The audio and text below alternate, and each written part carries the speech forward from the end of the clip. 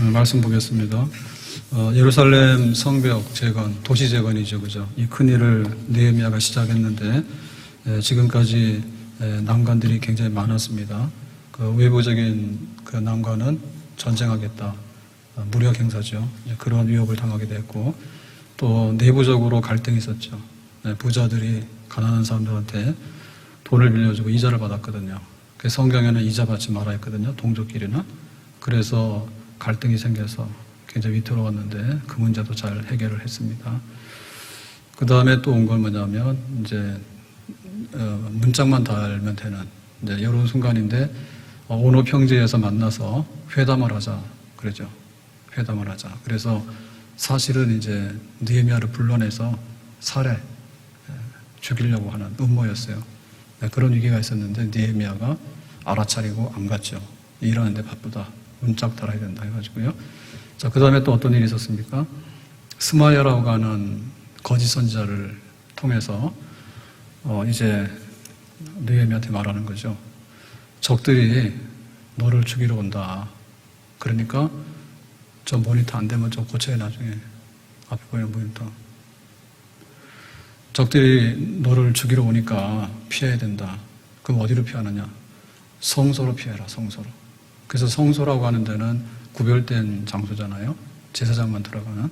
그러니까 거기를 일단 피하면 된다. 그래서 느헤미야가 나는 죽어도 좋다. 거기는 안 간다. 그랬어요. 만약 거기를 가게 되면 이제 함정에 빠지는 거죠.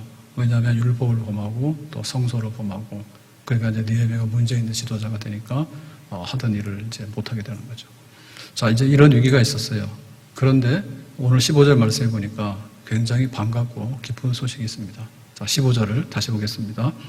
성벽 역사가 52일 만에 끝나네. 그랬죠. 자, 이 얘기는 지금 성벽을 재건하는 일을 했는데 이게 한 전체로 보면 3km 되거든요. 3km면은 우리가 볼 때 뭐 얼마 안 되는데 여기서 저기 탄현역까지가 한 1.5km 정도? 그 정도 못 될 거예요, 아마. 그 정도 되는데 3km면은 일산역 정도. 그 정도 돼요, 일산역. 그러면 성 한 바퀴 뺑 돌아갔는데 3km면 그리 크지 않다 생각하지만 그렇지가 않습니다. 그렇지 않아요. 서울의 그 한양이 굉장히 큰 도시잖아요. 근데 그 큰 도시도요, 사대문 안에 이렇게 해보면요, 사실상 그렇게 또 크지도 않아요. 그러니까 이 예루살렘이 3km 되는 성벽을 완공했다는 얘기는 작지 않은 일이에요.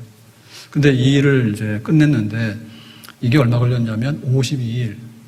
52일이면 얼마입니까? 2달이 안 되는 거죠. 그러면 굉장히 일을 빨리 마쳤다. 그렇게 생각이 되죠. 그럼 어떻게 해서 이렇게 빨리 마쳤겠느냐? 지금의 양력으로 계산해 보면 7월 중순에서 9월 중순 정도가 됩니다. 그럼 우리는 7월이면 장마철이잖아요. 근데 이 팔레스타인 땅의 7월은 건기예요. 우기 비가 오는 때고 건기는 비가 안 오는 때거든요. 그래서 지금은 굉장히 건조한 때예요.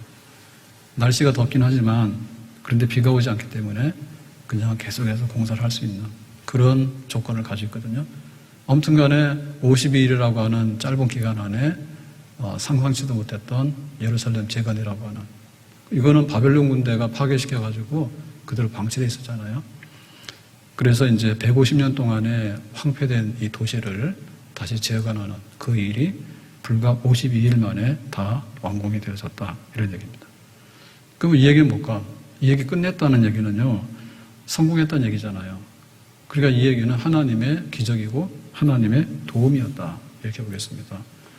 내가 산을 향하여 눈을 들리라. 나의 도움이 어디서 올꼬? 나의 도움이 천지를 지으신 여호와에게서로다. 나의 힘이 되신 여호와여, 내가 주님을 사랑하나이다. 하나님이 느헤미야를 도우셨다. 하나님께서 이스라엘 백성을 도우셨다. 그래서 그 난관들이 굉장히 많았는데 그 난관들을 하나하나 극복을 하면서 짧은 시간 안에 대역사를 마칠 수가 있었다. 하나님의 도우십니다. 그리고 또 한편에 있어서는 하나님의 역사이지만은 또한 느헤미야와 이스라엘 백성들의 헌신의 역사이기도 하죠. 느헤미야는 페르시아의 술관원장이잖아요. 그런데 거기를 휴직을 했죠. 휴직을 하고 이 시골 예루살렘 산지의 총독으로 말단 행정관으로 왔잖아요.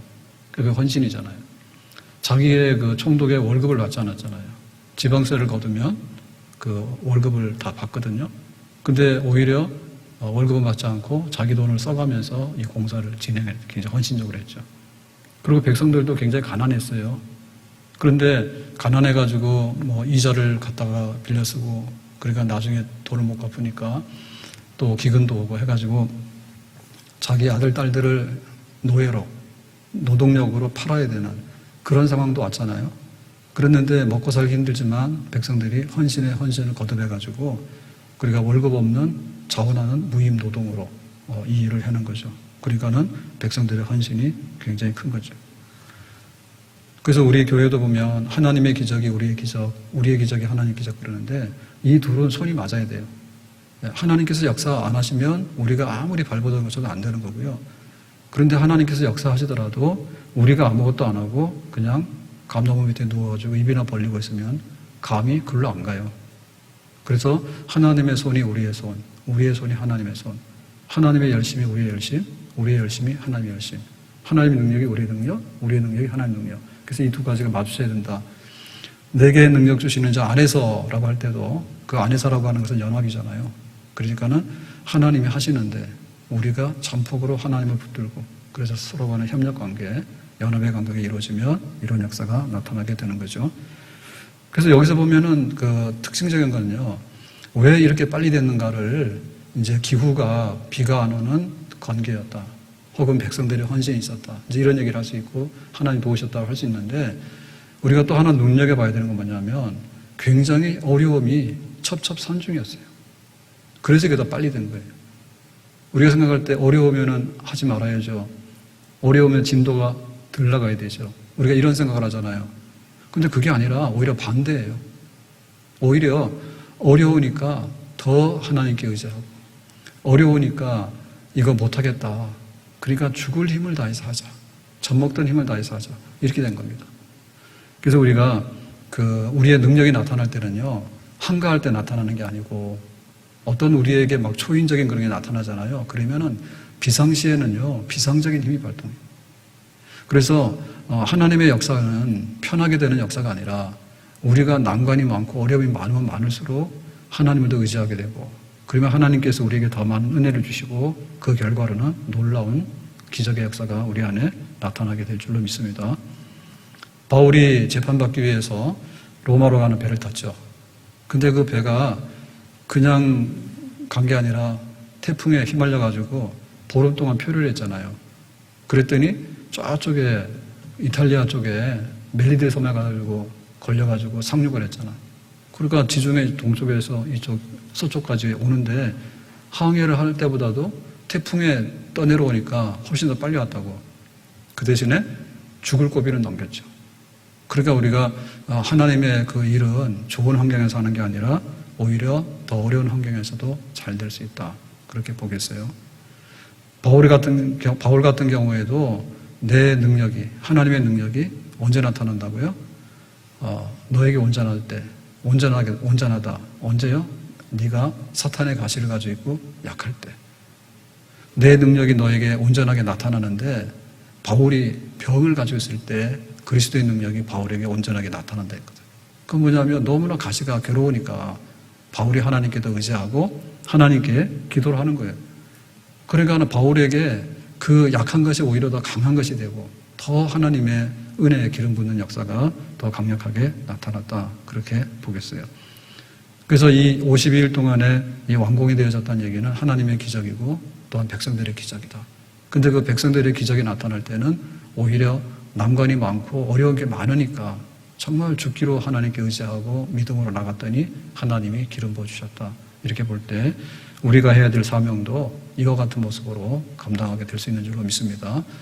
남아서 하는 사람은요, 안 되고 모자라지만 하나님의 능력을 받아서 하는 사람은 할 수 있는 줄로 믿습니다. 아멘. 자, 그래서 이제 이렇게 완공이 되고 나니까 이스라엘 백성들은 좋아라. 그러면 그동안 회방했던 주변 사람도 어떻게 될까요? 예, 굉장히 안 좋죠.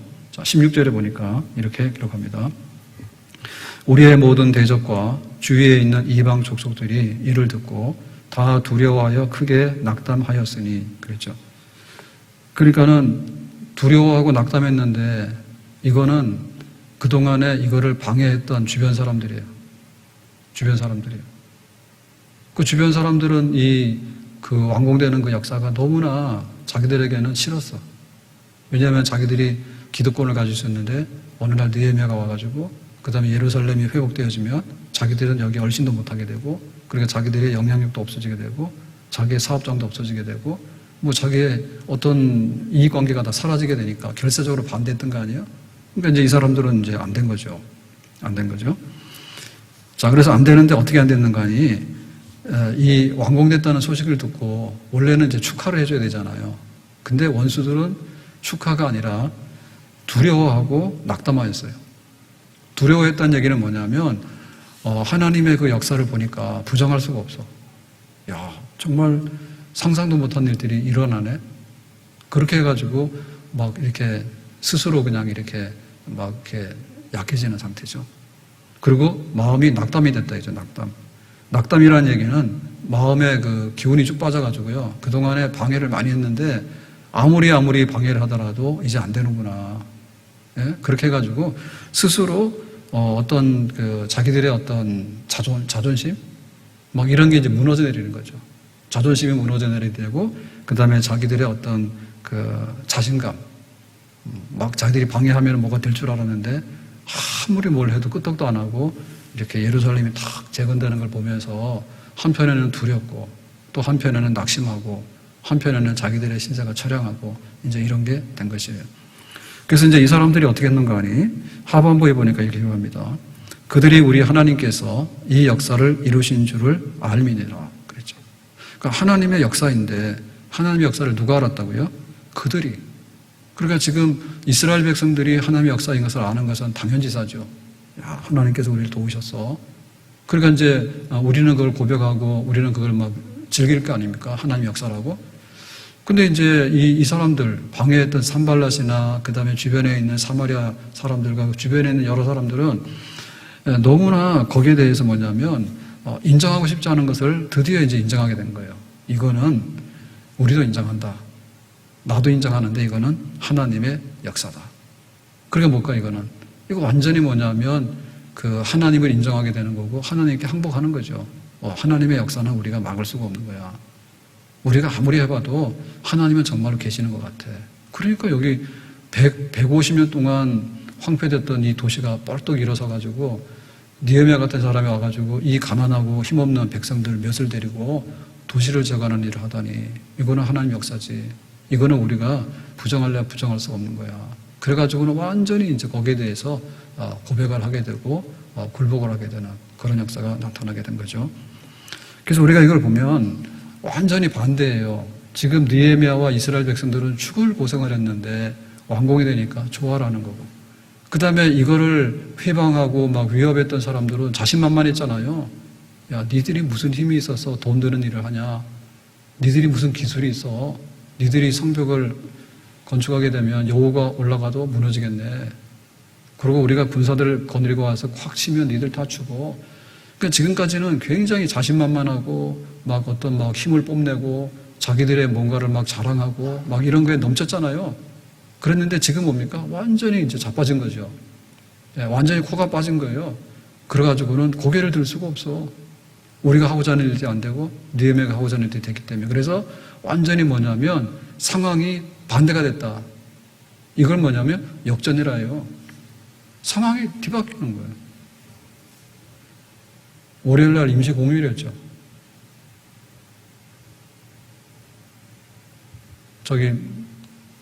여기 이쪽에 누구 원래대로 한번 해봐요. 봉월 목사님 가서 한번 해보라고 그래서 아침에 그 월요일날 모니터 뭐 좀 만진 거 있으면 해보라고 그래. 월요일날 임시 공휴일 했죠. 놀 때는 좋아라고 놀아놓고는 놀고 나서는 잊어버려. 그렇게 놀기를 좋아해가지고. 그랬는데 월요일날 놀고 나니까 그 다음날인가요? 총리가 담화문 발표, 그 다음날인가 하여튼 했죠. 요즘 정신이 없어가지고 날짜 가는 걸 잘 모르겠어요. 그래가지고 막 긴급 담화문 발표했는데 이제 꼼짝 말아 그러지. 모니터 오늘 새벽에 만졌는가 보라니까. 그러니까는 막 월요일날 쉬라고 할 때는 뭐냐면 돈 쓰고 놀러 가라고. 그동안 코로나 때문에 고생 많이 했다고. 고생한 사람 중에 제일 고생한 사람이 의사들이라고. 그래가지고는 지금 의사들 지금 데모하잖아요. 그 의사들이 불났잖아요. 갑자기 임시공휴일 만들어가지고 코로나에 지친 국민들과 그 다음에 의료진들을 위해서 한번 휴가를 주고 이렇게 했는데 놀고 오니까 뒤통수를 딱 쳐가지고는 오도 가도 못하게 해가지고 특별히 교회는 모이지 마라 이러고 왔다고. 상황이 확 바뀌어버린 거예요. 알았으면 그렇게는 안 하겠지. 몰라서 그렇게 하겠지. 근데 보면은 우리가 정부에서 뭐를 발표를 하더라도요, 하루 일을 몰라가지고 하는 거예요. 하루 일을. 그래서 이상하다는 거예요. 뭔가 좀 낌새가 있으면 그래도 이렇게 가면서 좀 이렇게 납득이 돼야 되는데, 임시공휴일 해가지고 호텔도 그러고 식당도 그러고 돈 쓰면은 막 쿠폰도 준다고 그러고 막 그랬잖아요. 근데 어떻게 그냥 하루 이틀 만에 막 다 터졌다 해가지고, 그래서 이제 그거를 이제 사랑제일교회에서 다 했다고 이렇게 돼 있는데, 사랑제일교회도 그렇죠. 어떻게 그렇게 하루 사이에 그거 다 됐을까? 그것도 몰랐어. 참 이상해. 아무튼 간에 이게 막 바뀐 거예요. 예? 바뀌어가지고 주일날 교회 못 모입니다, 이제. 내일 광고 나갈 텐데, 광고 나갈 거나 말 거나 하도 매스컴에서 많이 다 아시죠, 그죠? 비대면 예배라는 걸 성경에 아무리 봐도 없더라고. 신령과 진정으로 예배드리라 이런 말은 나오는데, 비대면 예배를 드려라. 근데 그게 아니면은 300만 원 벌금에 부상권 청구다 이럽니다.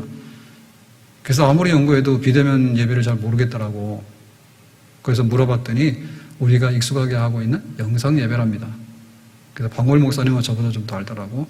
영상 예배, 그리고 이 영상 예배를 못하는 교회에서는 예를 들면 예배 지침이나 아니면은 가족끼리 모여서 알아서 하세요.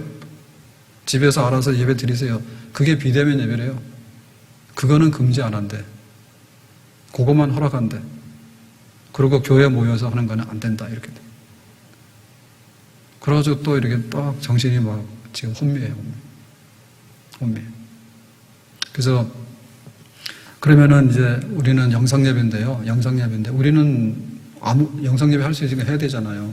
영상 내보내지 말까요? 영상 내보내야 되겠죠. 그 영상 예배인데요. 영상 예배를 하려면은 또 우리가 여기서 영상이 예배가 돼서 그거를 카메라로 해서 보내야 되는 거예요.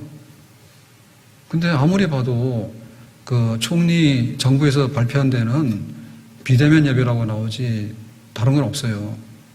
그러면 이제 그 중에 하나가 영상 예배인 거예요. 집에서 식구들끼리 하든지 예배 지침서 이렇게 종이로 갖다 주면 그거 하든지 거기도 들어간다는 얘기지, 비대면에. 그래서 우리는 그런 건 안 하고 영상을 하는데, 영상을 하게 되면 지금도 저 카메라가 이렇게 다 해가지고 온라인으로 가고 있단 말이에요, 집에서. 그게 영상 예배인 거예요.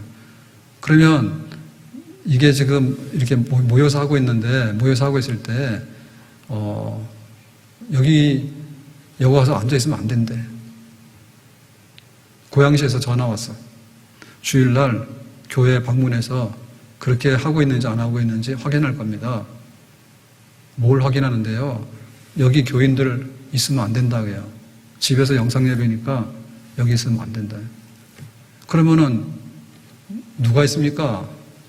그랬더니 그 예배 순서 맡은 분들하고 방송실 직원하고 있으면 된대.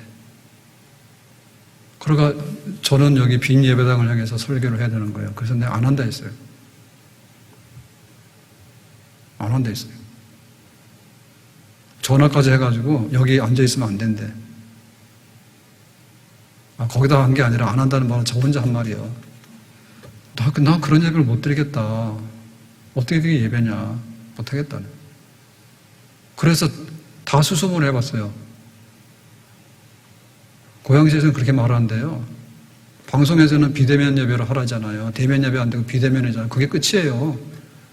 전화해가지고 교회 검사하러 오는데 앉아있으면 안 되고, 그 순서 맡은 분이 누군지 몰라. 저는 순서 맡은 분에 들어가요? 그럼 나머지 순서 맡은 분은 누가 있어요? 찬양 때도 못하게 하는데 순서 맡은 분 누가 있어요? 교회는 아무도 없으면 헌금도 안 하잖아요. 여기서 순서 맡은 분 누가 있어요? 혹시 장로님 기도하실라나? 그러면 저랑 장로님이랑 방송실에 앉아서 트리오가 방송 영상 예배 제작을 해서 이게 인터넷으로 보내면 집에 앉아서 예배를 드리라는 것 같아? 고양시 얘기들 하면. 그래서 그거는 긴 얘기하면 안 되니까 하여튼 간에 아닌 것 같다. 나는 그거 못할 것 같다. 그건 또 아닌 것 같다. 그렇잖아요. 예배를 드리는데 아무리 온라인에서 교인들이 집에서 앉아서 그걸 다 보고 있다 하지만은 여기서 예배가 돼야지 거기서 보는 거지. 그렇잖아요. 그래서 막 알아보라 했더니 경기도에다 알아봤더니요. 경기도는 그래도 조금 여기보다는 이렇게 좀 크잖아요. 경기도. 그러니까 이제 경기도 교회 담당이 있어요. 거기서 뭐라냐면 20명. 20명까지 된대요. 20명까지. 그 20명까지 뭐냐면 직원 포함해서 방송실에서 제작하는 뭐 등등해서 뭐 20명. 뭐 그런 얘기를 하더래요. 그러니까 이게 세부 지침 시행령이 없는 거예요. 그러니까 방송에서 계속 하네. 교회 예배드리면 안 된다고, 예배드리면 안 된다고, 교회 가면 안 된다고, 교회 가면 안 된다고.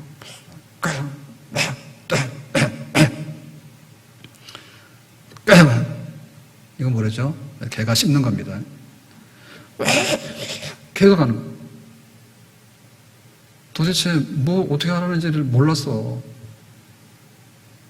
그래가지고 총회에다 물어보라 했더니 총회에서는 예배 순서자와 장로님 이랬다고.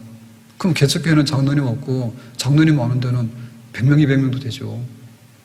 그런 게 또 어떻게 할 거예요? 그것도 모르겠더라고. 그러니까 이제 이 상황이 반전이 됐는데 지난주까지 그래도 뭐 나름대로 이렇게 편하게 예배를 드렸잖아요. 근데 막 쏟아부어가지고 막 그러니까 코로나는 어디서부터 그렇게 왔는지 또 며칠 사이에 그냥 막 다 쏟아져가지고는 이렇게 그냥 안 좋잖아. 근데 좋은 쪽으로 변화되면 얼마나 좋아요, 그죠? 우리가 1차 이거 3월달에 이거 겪었거든요. 코로나라는 게 있는데 뭐가 뭔지를 몰라가지고 그 뭐 안 된대. 그러니까 막 교회가 또 얼마나 그때 그랬어요, 그죠? 신천지는 교회다 비슷하다 해가지고 그래가지고 겨우 이제 숨 돌려가지고 뭐 이제 될 만하니까 다시 그냥 똥 얻어맞고 드리고. 그러니까 좋은 쪽으로 이게 변화가 되잖아요, 상황이. 그러니까 느헤미야는 예루살렘 성벽 재건하고 나서 얼마나 좋을까. 그 페르시아 궁궐에서 들어보니까 예루살렘 성이 무너진 지가 150년이 됐다는데 지금도 그렇게 짐승들의 놀이터고 말이야. 이방인들이 막 밟고 다니고 가슴 아파가지고 술 가는 장 그만두고 휴직해가지고 여기로 와가지고 그 고생 끝에 52일 만에 성벽 재건해가지고 탁 그걸 바라봤을 때 얼마나 마음에 그런 백성들과 함께 기쁨이 있겠어요. 근데 그거를 추구하고 반대하고 막 밟으려고 했던 이 사마리아 사람들과 주변의 대적들은 이런 일이 딱 벌어지고 나니까 얼마나 기가 막히고 낙담이 되겠냐고. 근데 우리는 하나님을 대적하다가 실망하는 사람이 아니라 두려워 낙심하는 사람이 아니라 하나님의 일을 하다가 난관과 난관을 극복해가지고 마침내 하나님 앞에 기뻐하는 자리에 서는 사람. 이런 면에서 우리는 다 우리의 자리가 그 자리가 우리의 자리가 될 줄로 믿습니다. 주를 사랑하는 자들은 해가 힘있게 도둠같이 행하시옵소서. 이렇게 성경에 굉장히 좋은 말 중에 하나입니다.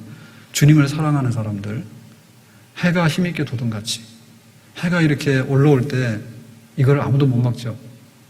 우리가 불을 켜잖아요. 불을 켜면은 그 불이 전등이 하나면은 얼마 범위가 이렇게 해서 불을 켜고 사는데 해가 뜨잖아요. 그러면은 일순간에 세상이 환해집니다. 그리고 그 순간에 에너지가 오기 시작해요. 에너지가 오기 시작해가지고 해가 나야지 농사가 되고 사람들이 잠에서 깨요. 그래서 제일 좋은 자연수면은요, 해지면은 잠자는 호르몬이 나오죠. 그 다음에 해가 뜨잖아요. 그러면은 자연히 이렇게 뇌를 각성을 시켜가지고요, 깨게 돼 있어요. 그래서 시골 사람들은요, 자동이에요. 해지잖아요. 그러면은 이렇게 자고요. 또 해 뜨잖아요. 그러면 더 이상 못 자. 도시 사람들 어떻게 하죠? 암막 커튼을 쳐놓고 밤새도록 놀다가 낮이 되면은 꿀꿀 자는 거야. 곰처럼 겨울잠을 자듯이 자는 거예요. 그러니까 해가 도둑같이라고 하는 것은요, 이 세상을 깨우면서요, 얼마나 힘이 있는지 모른다니까요. 그런데 이 얘기는 배경을 보면요, 더 실감이 나는데, 그때 이제 그 가나안 왕 야빈이 군대가 있었는데 철병거가 900대예요. 그 군대 장관이 시스라예요. 그래가지고 드보라가요, 여선지자, 사사 드보라가 이제 앞장서 싸우잖아요. 이 야빈 군대하고. 근데 힘으로는 안 되잖아요. 근데 싸우라 그래서 알겠습니다. 그래서 싸운단 말이에요. 그때 어떻게 싸웠는가 하면 다볼산에 올라가 있잖아요. 여기 지금 전차 부대는 밑에 있고요. 근데 하나님께서 돕는데 어떻게 돕냐? 비가 오죠. 비가 확 쏟아진다고. 비가 안 오는데 비가 쏟아져가지고 갑자기 기송강에 범람을 해. 기송강이 범람해야 되는데 이걸 이제 건천이라 하죠. 그죠? 비 올 때만 흘러가는 강이잖아요. 보통 때는 평지인데 항상 우리는 한강 같은 강이 아니고요. 그러니까는 이 900대의 병거 부대가 힘을 못 쓰고 빠져가지고요. 그냥 병거를 놓고 도망가게 된다고. 그래서 사사 드보라가 이끄는 이스라엘이 승리를 해. 그래가지고 그 군대장관 시스라가 겨우 도망을 갔는데 자기하고 동맹을 맺은 집에 가서 한숨을 이제 쉬면서, 안도의 한숨을 쉬면서 살았다. 내가 죽을 뻔했는데. 그래가지고는 피곤에 찌들어가지고 잠을 잤다고. 근데 그 집에 부인이 누구냐면 야엘이에요, 야엘.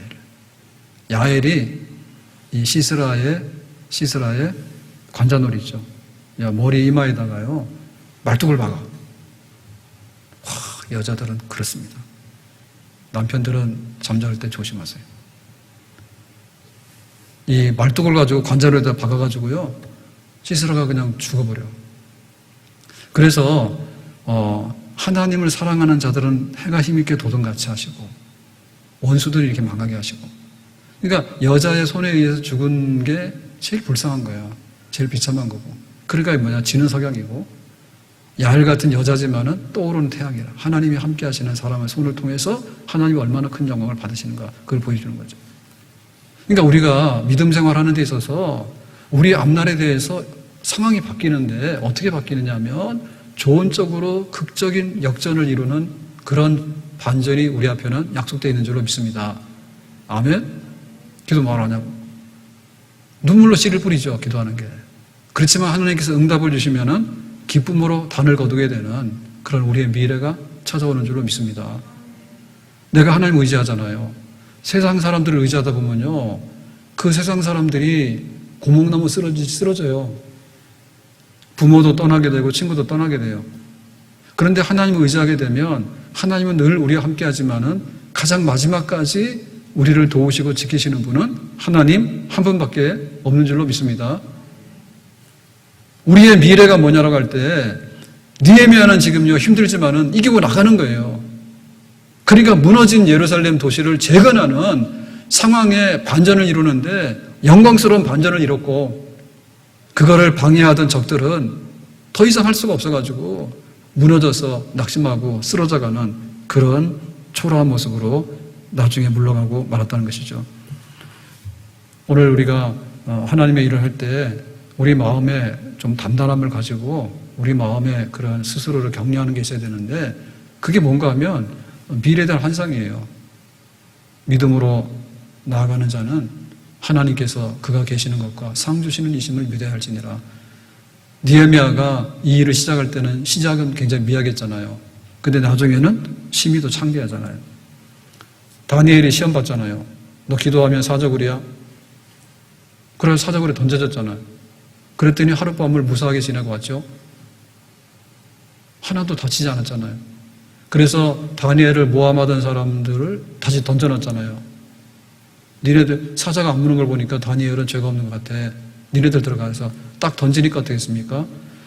굴의 땅에 닿기도 전에 배고픈 사자들이 뛰어 올라가지고 뼈가 부스러지도록 먹었다잖아. 그러니까는 이 다니엘을 모함했던 사람들은 처참하게 그 사자에 물려서 찢겨서 죽는 죽음으로 끝났고, 다니엘은 믿음의 사람인데 그래요. 기도하면 사자굴에 들어가요. 나는 그래도 기도할 거예요. 그렇게 해가지고는 나중에 무사히 나옴으로 인해서 오히려 다니엘의 자리는 더 굳건해지게 되고, 다 다니엘의 하나님은 정말 살아계신 하나님 여호와다. 이렇게 영광을 하나님께 돌린 줄로 믿습니다. 다니엘 얘기를 하니까 갑자기 생각이 나는데요. 우리가 이렇게 코로나가 막 돌고 하니까 방역은 정말로 조심해야 돼요. 코로나는 눈이 안 보이잖아요. 바이러스는 눈이 안 보이기 때문에 정말 하라는 대로 해야 돼요. 하라는 대로 해야 돼요. 그런데 그거를 조심하는 거하고 방역 수칙을 지키는 거하고 또 하나님 앞에 우리가 해야 될 거에 대해서도 그 이상으로 우리가 철저하게 해야 됩니다. 아멘? 그래서 요 며칠 사이에 제가 생각이 많아요. 그랬더니 뭐가 막 나가지고 여기도 터지고 여기도 터지고 막 그래요. 그래서 주일날 뭐 하면은 오늘 화면 봐서 안 좋으면은 반창고 바르고 나올라. 신경을 막 써서 그런지 막 터지더라고. 그래서 어떤 생각이 드냐면 이런 생각이 든다고요. 이 다니엘이 기도하다가 사자굴에 들어갔는데 왕이 명령을 내렸어. 너 기도하지 마. 너 기도하면 사자굴이야. 그 다니엘은 기도했어 안 했어요? 기도를 했잖아요. 다니엘의 친구들은 왕이 금신상을 세웠어. 야 니들 여기다 절해. 절했어요 안 했어요? 안 했잖아요. 그리고 다니엘과 그의 친구들은 왕이 식탁을 베풀 때 산의 진미를 줬는데 알고 봤더니 우상에 바쳐진 제물들이야. 그때부터 안 먹었잖아요. 우리는 고기 안 먹어요. 채식만 하려 이렇게 됐잖아요. 그러니까 다니엘과 다니엘의 친구들의 얘기, 성경 이 얘기를 이렇게 놓고 보면 신앙은 뭐라고요? 신앙에는 타협이 없다. 타협이 없다. 그잖아요. 그런데 방역하는 거에 대해서는 얼마든지 방역을 해야 되고 코로나는 조심도 해야 되고 다 해야 되지만 그런데 예배드리는 문제나 신앙의 문제가 이게 아주 만신창이가 되면은 어떻게 될까? 당장에는 소나기 오니까 피하는 건 피하겠죠. 근데 나중에 돌아와서 저 같은 경우를 보더라고요. 다니엘서에 설교를 하려면은 설교를 못 할 것 같아요. 그래서 주일 성수에 대해서 아니 온 교회가 주일 성수를 해야 되는데 그게 고민이기도 한데요. 제 자신이 고민이 되는 거예요. 내가 주일날 뭐 해야 되지? 아니 우리가 주일날 막 바리새인은 아니잖아요. 그러니까는 주일날도 막 하고 다니는 게 있잖아요. 근데 그거는 그렇다 치더라도요. 우리가 드렸던 주일 예배 있잖아요.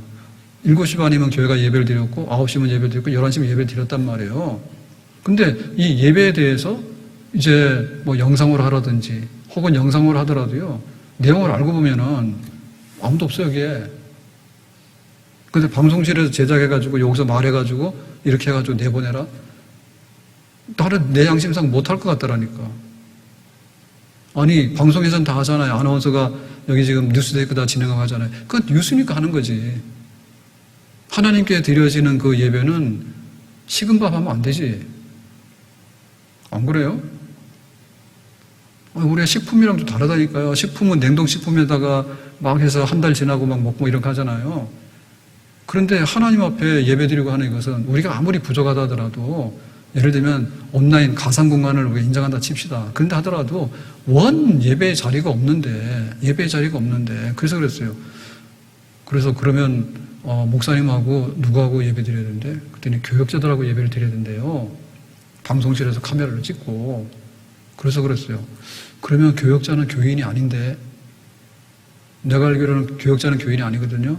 무슨 소리냐고 다 믿는데 그게 아니라 교인이면 공동의회 회원이야. 그 다음에 교인이면은 재직 회원이 돼요. 근데 우리 교역자들은요, 준직원이에요, 준직원이에요. 그러니까 정식 우리 교인 멤버가 아니고 교회를 섬기기 위해서 이렇게 신학을 공부하거나 혹은 이렇게 임명을 받아가지고 일하는, 유급하는 직원들이죠. 그러니까는 제 생각이 그러더라고. 만약에 그런 영상 예배도 교인 없이 드리라, 제작을 해라, 그렇게 얘기한다면은, 교인 없는 예배가 예배인가 그런 생각이 들더라고. 교인이라 하면 우리 교인을 말하는 거야. 그리고 교인을 말하라 해서 좀 이렇게 압축해서 줄이라 하면 우리가 뽑은 장로님, 권사님, 집사님들 말하는 거야. 장로님, 집사님, 권사님들 없는데 거기서 이렇게 설교를 하고 기도를 해가지고 영상 제작해서 보낸다라고 하는 것은 제가 볼 때 좀 이상해요. 이상해.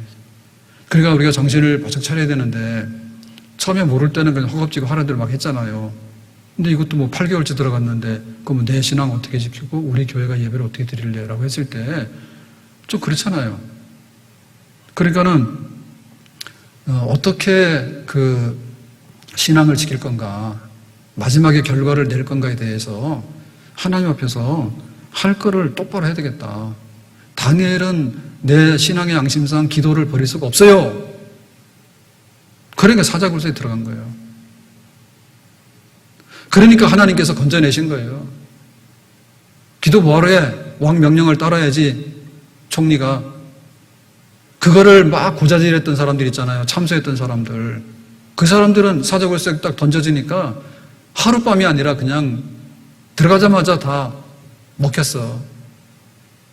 그러니까 어떻게 하나님이 역사하시는가라고 할 때 앞날에 되어지는 일은 하나님의 역사이고 하나님의 역사를 끌어가려면은 우리 믿는 사람의 역사가 있어야 되고 믿는 사람의 역사가 있으려면 거기에 합당한 헌신이 있어야 되고 합당한 헌신이 있으려면 식은 죽 먹기가 아니라 밥을 굶어가면서도 힘을 쓰는 그런 모습이 있어야 되고 자다가 깨가지고 눈 비비고 나와가지고 어슬렁거리는 게 아니라 잠을 안 자고 불을 켜고서라도 내가 하나님의 일이 뭔가를 구분해가지고 하는 그런 난관을 극복하고 이겨나가는 그런 모습이 있을 때 하나님께서 뜻을 이루어서 기쁨의 백성으로 그 자리에 세우는 역사가 일어나게 될 줄로 믿습니다. 오늘 말씀을 맺겠습니다. 느헤미야가 일을 시작할 때는 언제 끝나나 했어요. 그랬더니 52일 만에 끝나더래. 그래가지고 느헤미야가 일하는 동안에는 눈물을 많이 흘렸잖아요. 하나님 너무 힘들어요. 그만둬야 될 것 같아요. 못할 것 같아요. 그때마다 힘들 때마다 하나님 앞에 많이 엎드렸잖아요. 그랬더니 오히려 50일 만에 공사 끝나고 나니까 회방했던 사람들이 엎드려가지고 이거 하나님의 역사네. 큰일 났네. 우리는 정말 아무것도 아닌 것 같으네. 그 운명이 뒤바뀌었거든요. 오늘 우리가 어렵지만은 승리해서 마지막에 좋은 결말을 얻는 우리의 사명, 하나님의 역사를 이루는데 다 성공할 수 있는 사람들이 될 수 있기를 예수님의 이름으로 축복합니다. 기도합시다. 하나님 아버지, 오늘 저희들이 모여서 기도하는데 느헤미야가 예루살렘 성벽 재건에 완공을 했던 이 기쁜 소식, 이 사건이 우리의 사건이 되기 원하고 또한 우리의 기도가 되기를 원합니다. 그동안의 많은 난관을 이기고 나가서 기쁨의 단을 거두는 그날까지 우리에게 새 힘을 주시기를 원합니다. 예수님의 이름으로 기도합나이다. 아멘.